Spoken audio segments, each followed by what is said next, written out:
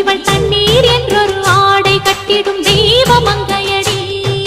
தையம் தீயம் தக்கு தீயம் தக்கு தையம் தீயம் தக்கு தீயம் தக்கு தையம் தீயம் தக்கு தீயம் தக்கு தையம் தீயம் தக்கு தீயம் தக்கு